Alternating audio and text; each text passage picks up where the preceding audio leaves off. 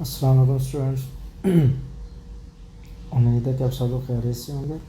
तो आज की हमारी जो वीडियो है जी, ये है सेकंड ईयर के मोस्ट इम्पोर्टेंट और रिपीटेड लॉन्ग क्वेश्चन, यानी कि ऐसे क्वेश्चन जो कि बार बार बोर्ड के पेपर्स में आए हुए हैं और बोर्ड के वाले से इम्पोर्टेंट भी हैं। लेकिन सेकंड ईयर का हमारा जो सबसे पहला चैप्टर है, चैप्टर नंबर 12 है इलेक्ट्रोस्टैटिक्स। इस चैप्टर में सबसे पहला टॉपिक हमारे पास कूलम्स लॉ है, जो है तो बेसिकली एक लॉन्ग क्वेश्चन, लेकिन आप कह लें कि सेकंड ईयर में इतना ज़्यादा इंपॉर्टेंट तो नहीं है। बहुत कम चांसेस हैं कि इसके ये एज ए लॉन्ग क्वेश्चन आ जाए, लेकिन फिर भी इसकी तैयारी एज ए लॉन्ग क्वेश्चन होनी चाहिए। उसके बाद जो इसमें लॉन्ग क्वेश्चन के तौर पे आ सकता है जी, जो सबसे पहले आप कह लें कि इसमें लॉन्ग क्वेश्चन चैप्टर का बन सकता है electric flux to close surface and closing charge है। ये एक लॉन्ग क्वेश्चन है। इसके बाद गाज़ी लॉ की डेफिनेशन, लेकिन गाज़ी लॉ की डेफिनेशन के साथ जो लॉन्ग क्वेश्चन में इसके पार्ट बन सकता है वो इसकी सेकंड, और सेकंड के बाद इसकी ये थर्ड एप्लीकेशन। ये दोनों एप्लीकेशंस जो हैं गाज़ी लॉ की सेकंड और थर्ड एप्लीकेशन बहुत ही इंपॉर्टेंट और बहुत ही इंपॉर्टेंट लॉन्ग क्वेश्चन जो अक्सर बोर्ड के पेपर में इन दोनों में से कोई एक आ जाती है। इसके बाद इसमें जो लॉन्ग क्वेश्चन बन सकता है electric potential due to a point charge है। ये भी एक बहुत अहम लॉन्ग क्वेश्चन है। इसके बाद जी हमारे पास मिलीकेंस आयोड्रा मेथड है to determine the charge on electron का चार्ज मालूम करने के लिए। इसके बाद ये capacitance of parallel plate capacitor, और सबसे आखिरी लॉन्ग क्वेश्चन जो इस चैप्टर का वो है जी एनर्जी स्टोर्ड इन कैपेसिटर। तो ये इसमें 4 या 5 या 6 लॉन्ग क्वेश्चन हैं इस चैप्टर के, जो कि बोर्ड के पेपर में जिनके चांसेस होते हैं आने के। तो इसका नेक्स्ट चैप्टर जो है वो हमारा चैप्टर नंबर 13 करंट इलेक्ट्रिसिटी का। इसमें सबसे पहले जो लॉन्ग क्वेश्चन हमारे पास बन सकते हैं वो है जी इफेक्ट्स ऑफ करंट। ये करंट के जो 3 इफेक्ट हैं, तीनों इफेक्ट में से ये तीनों इफेक्ट्स लॉन्ग क्वेश्चन में आ सकते हैं। इसके बाद जो resistance and resistivity and it's dependence on temperature है, जिसमें रेजिस्टिविटी की डेफिनेशन और उसकी एक्सप्लेनेशन पूछी जा सकती है, या इसमें ये जो डिपेंडेंस ऑफ यहाँ से है, ये अगर आ जाए कि dependence of resistivity on temperature या affect of temperature on resistance और रेजिस्टिविटी ऑफ सब्सटेंस, फिर ये यहाँ से आपने स्टार्ट करना है, इस टॉपिक के एंड तक जाएगा।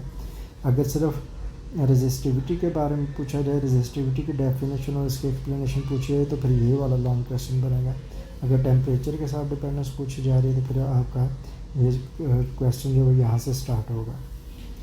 इसका जो नेक्स्ट लॉन्ग क्वेश्चन है जी, वो देखते हैं। इसमें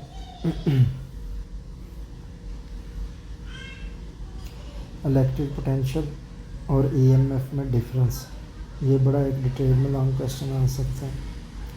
फिर किरचॉफ से सेकंड लॉ या किरचॉफ से सेकंड रूल और इसके एप्लीकेशंस, इनमें से कोई लॉन्ग इसके एप्लीकेशंस जो हैं, जैसे कि ये व्हीटस्टोन ब्रिज है। इसमें सबसे पहले व्हीटस्टोन ब्रिज के बाद इसका पोटेंशियोमीटर। तो पोटेंशियोमीटर इस चैप्टर का कह लें कि बहुत अहम लॉन्ग क्वेश्चन है। ये पोटेंशियोमीटर तो बोर्ड के पेपर में भी 1-2 दफ़ा आया, लास्ट ईयर ही एक बोर्ड के पेपर में आया हुआ था, या ये सरगोदा बोर्ड में था या फैसलाबाद बोर्ड में ही ये वाला लॉन्ग क्वेश्चन आया हुआ था। इसका जो चैप्टर नंबर 14 है इलेक्ट्रोमैग्नेटिज्म, इसमें जो सबसे पहले लॉन्ग क्वेश्चन है जी, एक लॉन्ग क्वेश्चन है force on current carrying conductor inside magnetic field. तो उसमें फोर्स की रिलेशन डिराइव करनी है, उसकी डायरेक्शन के लिए राइट हैंड रूल जो है वो एक्सप्लेन हो जाएगा। फिर इसमें electric magnetic field due to current carrying solenoid, ये भी एक बहुत ही अहम लॉन्ग क्वेश्चन है इस चैप्टर का। इस चैप्टर में से काफ़ी सारे लॉन्ग क्वेश्चन हैं। ये force on moving charge in magnetic field है। इसके बाद है जी determination of E over M, charge to mass ratio of electron है using magnetic field. Cathode ray की कंस्ट्रक्शन और वर्किंग आ जाएगी, और इसके यूजेस हो जाएंगे। Torque on current carrying coil, देखने में तो ये एक बड़ा छोटा सा क्वेश्चन है, लेकिन ये लॉन्ग क्वेश्चन के तौर पे आ सकता है। फिर इसमें गैल्वानोमीटर की कंस्ट्रक्शन और वर्किंग, गैल्वानोमीटर की कंस्ट्रक्शन और वर्किंग अगर पूछी जाती है तो फिर आप ये इसको यहाँ तक इसको करेंगे कि करंट की डायरेक्शन जो है वो मालूम करने तक आप बताएंगे, यानी कि इसको हम यहाँ तक फिर इसको सॉल्व करेंगे। बाकी अगर फर्दर पूछा जाए तो जिससे जो क्वेश्चन की स्टेटमेंट होगी उसके मुताबिक फिर आप इसको फर्दर आगे भी चला सकते हैं। फिर एम मीटर एक बहुत ही अहम लॉन्ग क्वेश्चन है। एम मीटर के बाद जो है इसमें वोल्ट मीटर है। तो चैप्टर नंबर 14 में तकरीबन 6-7 लॉन्ग क्वेश्चन जो है वो बन जाते हैं। उसका चैप्टर नंबर 15 जो है इलेक्ट्रोमैग्नेटिक इंडक्शन। इसमें सबसे पहला लॉन्ग क्वेश्चन जो है वो मोशनल ईएमएफ वाला है। मोशनल ईएमएफ है। मोशनल ईएमएफ के बाद जो है वो फैराडेज लॉ है।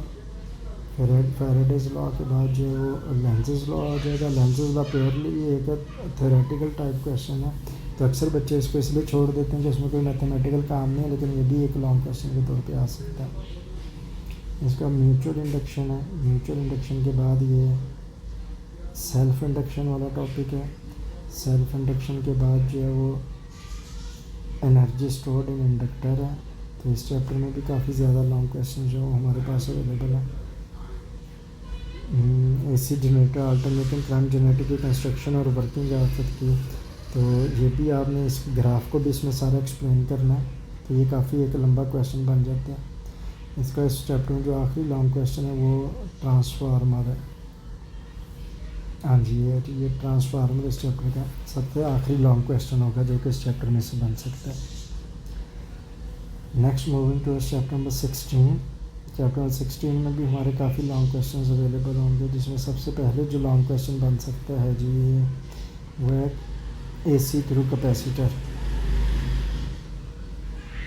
हाँ जी, ये वाला AC alternating current through capacitor है। फिर एसी थ्रू इंडक्टर है। इसमें आरसी सीरीज सर्किट ये वाला पोर्शन जो ये लॉन्ग क्वेश्चन के तौर पे आ सकता है, यानी कि सिर्फ आरसी वाला। फिर इसमें आ जाएगा सीरीज़ रेजोनेंस सर्किट, जिसको आरएलसी सीरीज सर्किट भी कहते हैं, और एक्सेप्टर सर्किट भी कहते हैं।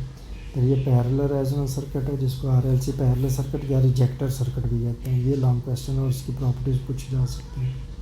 अच्छा, तो इसमें एक और लॉन्ग क्वेश्चन जो बन सकते हैं वो principle generation transmission and reception of electromagnetic radiation है। ये भी एक काफ़ी लेंथी जो है वो लॉन्ग क्वेश्चन जो यहाँ पे हमारे पास है।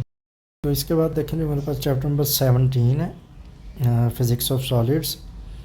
तो इसमें जो लॉन्ग क्वेश्चन आ सकता है वो मैकेनिकल प्रॉपर्टीज़ में आएगा, जिसमें स्ट्रेस और स्ट्रेन इसकी डिफरेंट टाइप्स, स्ट्रेस स्ट्रेन की डिफरेंट टाइप्स और इसके साथ elastic constants.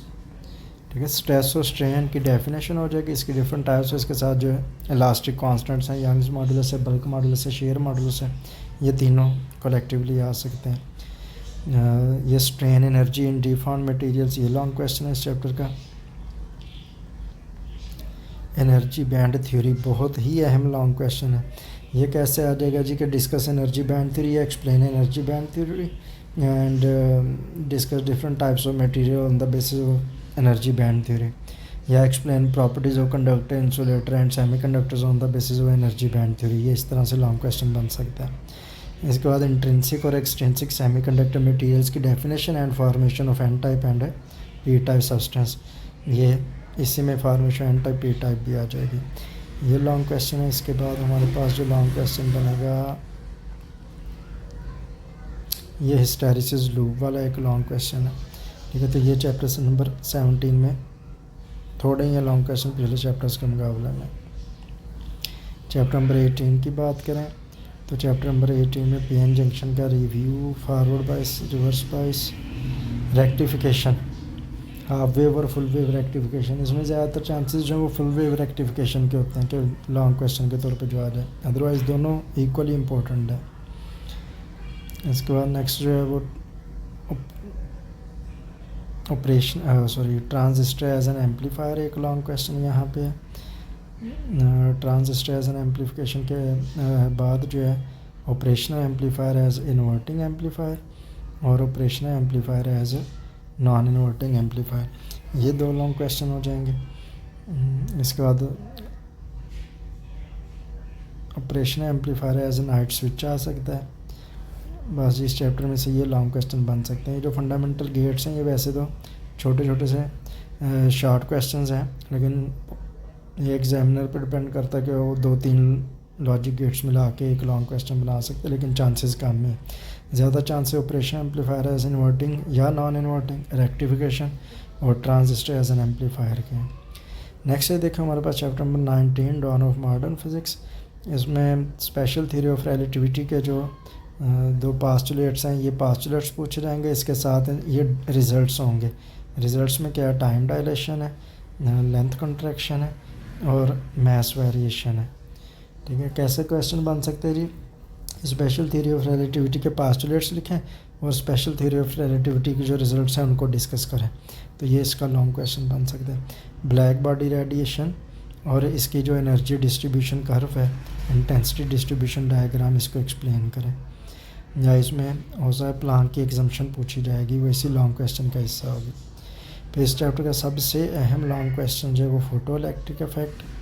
Photo electric effect के बाद ये कॉम्पटन एक्सप्लेन है। अच्छा, अब ये 2 लॉन्ग क्वेश्चन बन सकते हैं, एक फोटो इलेक्ट्रिक इफेक्ट हो इसके रिजल्ट्स पूछे जाएँ, दूसरा ये है कि फोटो इलेक्ट्रिक इफेक्ट की जो एक्सप्लेनेशन है on the basis of quantum theory, ये अलग से लॉन्ग क्वेश्चन दूसरा बन सकता है। इसके बाद कॉम्पटन इफेक्ट है। कॉम्पटन इफेक्ट के बाद इसमें पेयर प्रोडक्शन, पेयर प्रोडक्शन के बाद इसमें जो लॉन्ग क्वेश्चन है जी वो है डेविसन और जर्मर एक्सपेरिमेंट। बहुत ही अहम लॉन्ग क्वेश्चन है ये इस चैप्टर का।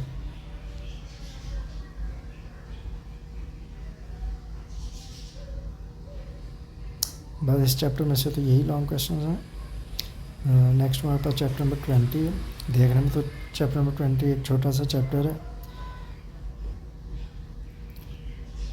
इसमें ये बोहर का मॉडल आ सकता है, लेकिन इन्होंने जो क्वांटाइज्ड रेडिएशन है ये कि बोहर के मॉडल की बेस पर एटॉमिक रेडियाई क्वांटाइज्ड है, इसकी डेरिवेशन करें, क्वांटाइज्ड एनर्जी वाला आ सकता है। एक्सरे प्रोडक्शन और एक्सरे के यूजेस जो हैं, इसकी एक्सरे प्रोडक्शन करैक्टरिस्टिक और यूजेस, ये सारा एक लॉन्ग क्वेश्चन के तौर पे आ सकता है। लेज़र बहुत ही अहम लॉन्ग क्वेश्चन है। लेज़र में से जो क्वेश्चन ख़ास तौर पे पूछा जाता है ये पॉपुलेशन इन्वर्जन का, कि पॉपुलेशन इन्वर्जन और लेज़र एक्शन को डिस्कस करें। तो चैप्टर 20 में से थोड़े ही लॉन्ग क्वेश्चन हैं।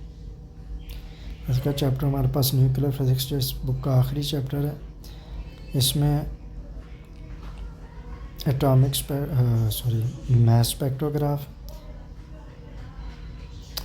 इसमें मास डिफेक्ट और बाइंडिंग एनर्जी,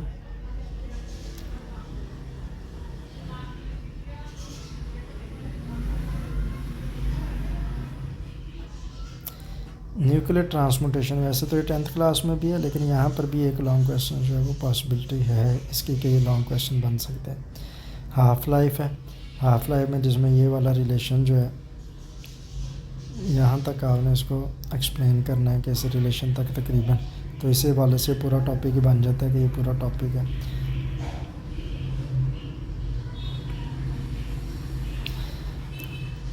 ये रेडिएशन डिटेक्टर्स हैं, Wilson cloud chamber, Wilson cloud chamber के बाद ये गीगर म्यूलर काउंटर और सॉलिड स्टेट डिटेक्टर, ये तीनों लॉन्ग क्वेश्चन बन सकते हैं। न्यूक्लियर फिशन है, न्यूक्लियर फिशन एक लॉन्ग क्वेश्चन है।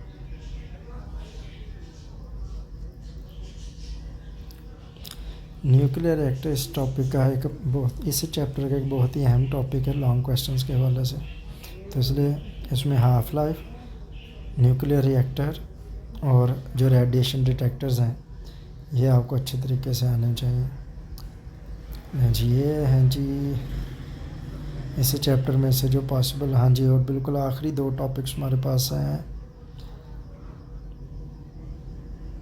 बेसिक फोर्सेस ऑफ नेचर, देखने में छोटे छोटे से टॉपिक हैं लेकिन ये भी लॉन्ग क्वेश्चन बन सकते हैं। और बिल्डिंग ब्लॉक्स ऑफ मैटर,